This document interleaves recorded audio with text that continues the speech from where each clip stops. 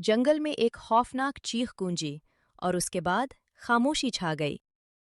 ये किस चीज की चीख थी? चलो चलकर देखते। वो दोनों बाहर आए, लेकिन उन्हें कुछ भी नजर नहीं आया। सुबह हुई तो दरबार में कहराम मच गया।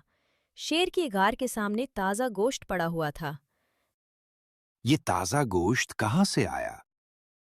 महाराज, रात को एक चीख की आवाज सुनाई दी थी। हमने आसपास देखा मगर कुछ नजर नहीं आया। तुम दोनों हो ही सुस्त और लापरवाह हो। तुम दोनों के होते हुए कोई शिकार करके ले गया और तुम्हें पता ही नहीं चला। शेर महाराज, हम अभी उसे जाके ढूंढते हैं। उसने सिर्फ शिकार नहीं किया, बल्कि गोश्त यहां फेंक कर मेरी गैरत को भी ललकारा है। जाओ, दफा हो जाओ और उसे ढूंढ कर लाओ मेरे पास। तभी अचानक गार की छत से कुछ नीचे गिरता है। तमाम जानवर बुरी तरह डर जाते हैं। महाराज, ये क्या है? ये किसने दुम फेंकी है? अभी तो कोई भी नहीं है, तो फिर ये दुम कहाँ से आई? लगता है ये रात के वक्त किसी ने गार के ऊपर फेंकी थी, तो अब नीचे गिरी है। दफा हो जाओ और जाके शिकार ढूंढो कि कौन सा नया शिकारी इस जंगल में घुस आया है। इतने में दूर से एक हरनी हाँफती और दौड़ती हुई दरबार की तरफ आती है। महाराज, जुल्म हो गया। मेरे भाई का किसी ने रात को शिकार कर लिया है। क्या? शिकार कर लिया? लेकिन तुम्हारे इलाके में कौन शिकार कर सकता है? महाराज, कोई अजीब जानवर था। उसके बड़े बड़े पांव थे और उसके 2 दुमें थीं। दो दुम? दो दुमों वाला चीता? वो तो हमने सिर्फ कहानियों में सुना है। कहीं वो वापस तो नहीं आ गया? जाओ, सब जानवरों को यहां बुलाओ। ये मामला थोड़ा पेचीदा लग रहा है। तमाम जानवरों की सभा बुलाई गई। शेर ने सब जानवरों को बताया कि इस तरह हरनी के भाई का शिकार हो गया है। ये मामला बहुत पेचीदा लगता है। ये जानवर हमारे जंगल का तो नहीं लग रहा। बादशाह सलामत, मुझे अपने भाई का बदला लेना है। ऐसा करते हैं, हम अकेले नहीं जाते, बल्कि 2-2 जानवरों के ग्रुप बना लेते हैं। वो पूरे जंगल के मुख्तलिफ हिस्सों में उसको तलाश करते हैं। ठीक है? ठीक है, चलो सारे 2-2 के ग्रुप में तकसीम हो जाओ और जंगल में तलाश करो। बहुत दिन तक सारे तलाश करते रहे, मगर किसी को भी शिकारी नहीं मिला। यार, लगता है शायद किसी दूसरे जंगल से कोई जानवर हादसाती तौर पर आया हो और शिकार करके वापस चला गया हो। मुझे भी ऐसा ही लगता है।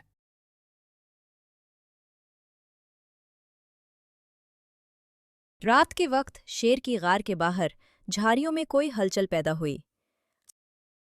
ओए भेड़िए, देखो कोई झाड़ियों के पीछे है। हाँ, मुझे भी लग रहा है। चलो चलते हैं, इससे पहले कि वो कहीं भाग जाए।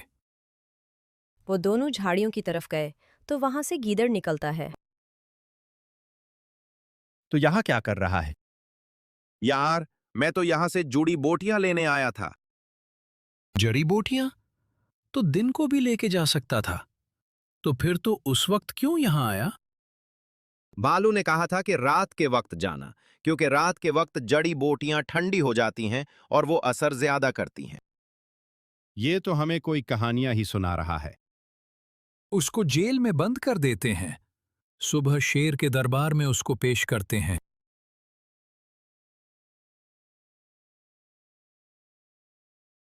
सुबह हुई तो लकड़बगे ने शेर को सारी बात बताई। सच सच बता दो, तुम वहां जुड़ी बूटियों में क्या कर रहे थे? वरना मैं तुम्हारा अभी शिकार कर लूंगा। महाराज, मुझे बालू ने कहा था कि वहां से जुड़ी बोटियां लेके आओ। मैंने कोई दवा तैयार करनी है। चलो, हम अभी भालू को बुला लेते हैं। दूध का दूध और पानी का पानी हो जाएगा। भालू को दरबार में हाजिर किया गया और शेर ने भालू को सारी बात बताई। भालू ने सोचा, अगर मैं सच बता दूंगा तो खुद पकड़ा जाऊंगा, क्योंकि भेजा तो मैंने ही था गीदड़ को। तो भालू ने कहा, बादशाह सलामत, ये झूठ बोल रहा है। मैं तो सोया हुआ था। मुझे तो अभी जानवरों ने उठाया है कि बादशाह सेमफुल ने तुम्हें दरबार में बुलाया है। दरअसल भालू ऐसी जड़ी बूटियां तलाश कर रहा था जिनको किसी भी जानवर की खाल पर लगाया जाए तो वो किसी दूसरे जानवर की खाल में तब्दील हो जाती हैं। बादशाह सलामत, हमें गीदड़ की गार की तलाशी लेनी चाहिए। शायद हमें वहां से कुछ मिल जाए। ठीक कहा। तब तक हम गीदड़ को जेल में बंद कर देते हैं।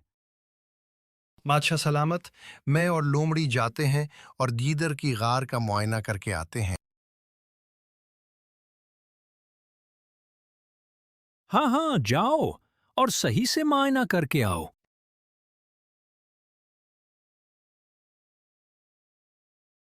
गिधा और लोमड़ी गीदड़ की गार में पहुंचते हैं तो वहां देखकर वो बहुत हैरान होते हैं कि वहां चीते की खाल पड़ी हुई थी। उन दोनों ने वो खाल उठाई और वापस दरबार में आ गए। बादशाह सलामत, ये देखें, ये हमें क्या मिला है। खाल? चीते की खाल?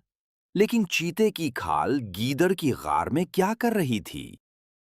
बादशाह सलामत, मुझे लगता है कि गीदड़ ये रात को खाल पहन के तो शिकार किया करता था ताकि देखने वाले को लगे कि ये कोई चीता शिकार कर रहा है और इसके दो दुम है। बिल्कुल महाराज, एक दुम देखें, इस खाल के साथ लगा हुआ है और दूसरा दुम गीदड़ का अपना था। तो देखने वाला यही समझता था कि जानवर के दो दुम हैं जो हमला कर रहा है और बड़े पांव इस चीते की खाल के थे। तो बादशाह सलामत, यहाँ से हमें साफ पता चल रहा है कि गीदड़ ने ये खाल पहनकर शिकार करना शुरू किया है और उसने हरनी के भाई का भी शिकार किया है। बिल्कुल बादशाह सलामत, मुझे बदला चाहिए। कत्ल का बदला कत्ल। बिल्कुल बादशाह सलामत, इस गीदड़ को कत्ल कर दिया जाए। ठीक है, गीदड़ को कल हम काली घाटी से नीचे फेंक देंगे और नीचे वो खाई में गिरकर खुद ही मर जाएगा। बादशाह सलामत, इस चीते की खाल का क्या करना है? इसको जाओ नदी में फेंक दो ताकि ये बहती हुई दूर निकल जाए और फिर कोई उसका नाजायज फायदा ना उठा सके। ठीक है बादशाह सलामत, मैं वैसे भी इधर जा रहा हूँ तो मैं उसको नदी में फेंक दूंगा। उतना कहकर महफिल को बर्खास्त कर दिया गया। भेड़िया खाल को नदी की तरफ फेंकने के लिए चला गया, लेकिन कोई जानवर उसका पीछा कर रहा था। गधा जब वापस घर जा रहा था तो उसने देखा कोई जानवर भेड़िए का पीछा कर रहा है। गधे ने भी झाड़ियों से छुपकर देखना शुरू किया। भेड़िया आया, उसने नदी में खाल फेंकी और चला गया। थोड़ी ही देर बाद वही जानवर नदी पर पहुंचा और उसने वो खाल निकाली। गधा जब करीब गया तो उसने देखा वो कोई और जानवर नहीं था, बल्कि वो तो हरनी थी जिसने वो खाल निकाली। इससे पहले कि गधा उसके करीब पहुंचता, हरनी ने खाल निकाली कर नदी से गायब हो गई। गधे ने आगे पीछे देखा, लेकिन वो जंगल में कहीं आगे जा चुकी थी। आखिर हरनी ने वो खाल क्यों निकाली? अगली रात एक अजीब वाकया हुआ। अरे यार, मुझे इतनी प्यास क्यों लग पड़ती है रात को? अब बाहर जाना पड़ेगा अपनी प्यास बुझाने के लिए। जो ही लकड़बग्घा बाहर आया, उस पर किसी ने हमला कर दिया और उसे जख्मी करके वहां से चला गया। लकड़बग्घे ने चीख मारी, लेकिन उसकी चीख किसी को सुनाई न दी। वो पूरी रात दर्द से कराहता रहा। इधर गार में भेड़िया आराम से सो रहा था। उसे कुछ नहीं पता कि क्या हुआ है। सुबह हुई, भेड़िया उठा। उसने देखा गार के अंदर लकड़बग्घा नहीं है। गार से बाहर जाके देखा तो लकड़बग्घा जख्मी हालत में बाहर पड़ा था और दर्द से करा रहा था। ओए, तुझे क्या हुआ? तुझे कौन मार के चला गया? पता नहीं यार, मेरे ऊपर लगता है चीते ने हमला किया है और उसके दो दुम थे। वो देखो, उसके पांव के निशान और दुम के निशान। उसने मुझे जख्मी किया और चला गया। भेड़िए ने जाके शेर को बताया और थोड़ी ही देर बाद सारे जानवर दरबार में हरदी हो गए। बादशाह सलामत, वो तो गीदड़ था जो चीते की खाल पहन के ये काम कर रहा था, तो हमने उसे बंद कर दिया। इसका मतलब है कि वो गीदड़ नहीं था, बल्कि कोई और जानवर था।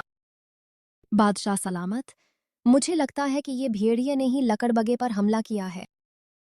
बादशाह सलामत, लकड़बग्घे के पास तो सिर्फ भेड़िया होता है, कहीं भेड़िए ही ने तो नहीं लकड़बगे के ऊपर हमला कर दिया, जो कि वैसे भी ये अक्सर गल्ला करता था कि जो बादशाह खाना देता है वो तो सारा लकड़बगा खा जाता है और मेरे हिस्से में कुछ आता ही नहीं है।